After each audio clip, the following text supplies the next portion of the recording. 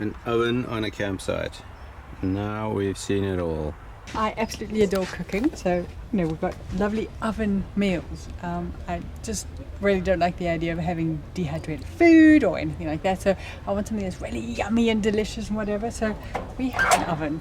So basically Marcel tailor-made this kitchen trailer so that we can have oven dishes.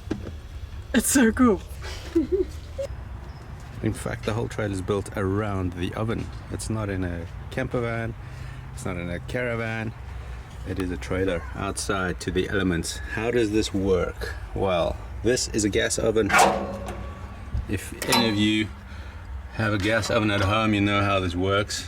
We've never had one, so for us this is very novel. It's pretty cool. Now, has it been any good? That's the one thing.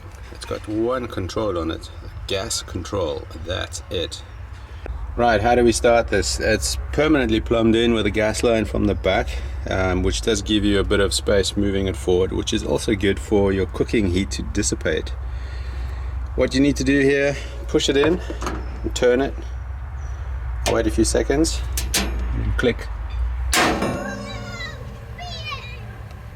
So it starts first time normally, you just turn the little control knob, gas control knob, and keep it in for a few seconds and then click to the ignition.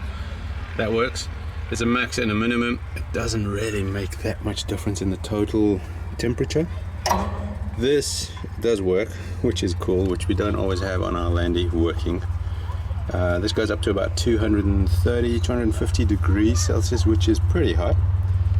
It's pretty even heat. I think it takes as long to do something in here as it does at home in your normal oven. How big is it, you ask? Here is a pan.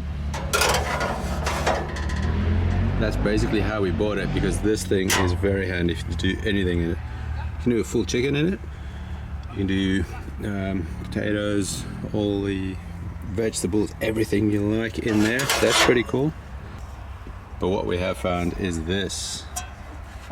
This is like a pan to do cakes and tarts in. But what we've found is that you can do anything in there.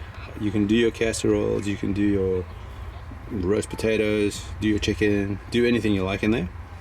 Because it's aluminium, it actually heats up very quickly and it cools down very quickly. And what that means is a lot of the heat that gets used to cook your food, let's say, gets used up by if you have a very thick cast iron pan. This aluminium is used very good, and you can do anything in it, even an upside down tartare if you like.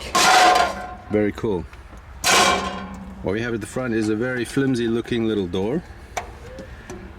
This seems to be real glass, which is cool. The little clips on top are pretty sturdy, so it needs quite a bit of a slam to close it. That would be the only little usage. However, once it's closed, it's going to stay closed.